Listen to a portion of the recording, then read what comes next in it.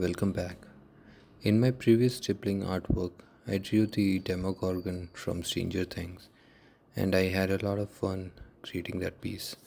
After finishing such an iconic monster from the series, I wanted to continue with the Stranger Things theme and draw one of the most important characters, Will Byers. For anyone who has watched the show, Will is really where everything begins.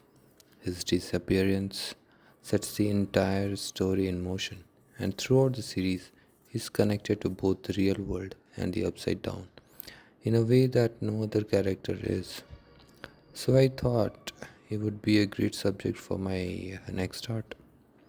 And also, the moment was iconic as he got to know about his abilities to handle the Demogorgon.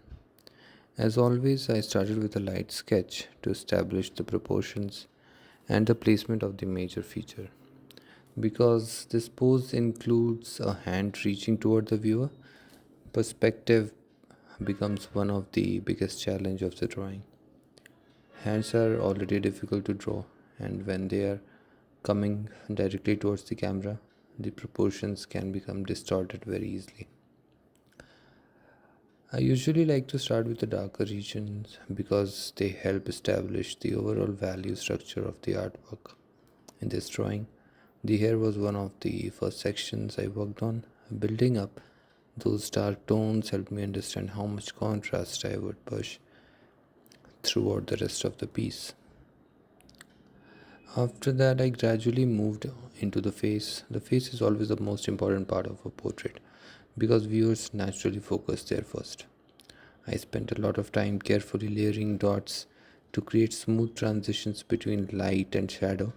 The goal was to capture the dramatic lighting and the slightly intense expression that Will has in this reference. As we moved along on the clothing part, this section required a lot of patience because the sleeve contains subtle folds and curved surfaces. Using stippling to create the illusion of fabric texture takes time, but it's also one of my favorite part of the process because the image show slowly begins to feel three-dimensional. The hand was another major focus area. Since it is positioned closer to the viewer, it naturally becomes one of the focal point of the composition. Creating depth in the fingers required careful control over both the shadow and the highlights. Now, as every artwork teaches you something, and this piece was no exception. Looking back at the finished drawing, or say in process also, I could feel that couple of areas did not turn out the way I expected. The right eye, the proportion and placement aren't exactly where I wanted them to be. It's one of those things that become more noticeable after you have spent hours looking at the piece and then finally step back to evaluate it as a whole. The second area is the nose. While the overall structure is there, I feel that some of the shading and definition didn't translate well. In portraits, even small inaccuracies around the eyes or nose can affect the overall likeness because those features play such an important role. Anyway, I'm still very happy with many aspects of this artwork.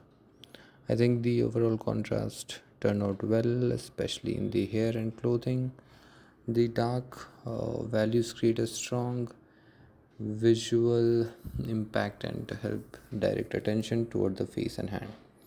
I am also pleased with the depth created through the stippling. The gradual transition between light and shadow gives the drawing a sense of volume without relying on traditional shading. Another thing I like about this piece is the mood. This was the time when we Will felt that he has the ability and he can control the Demogorgon. So, even though there are areas I would improve if I were to draw it again, I think the final art piece successfully captures the atmosphere.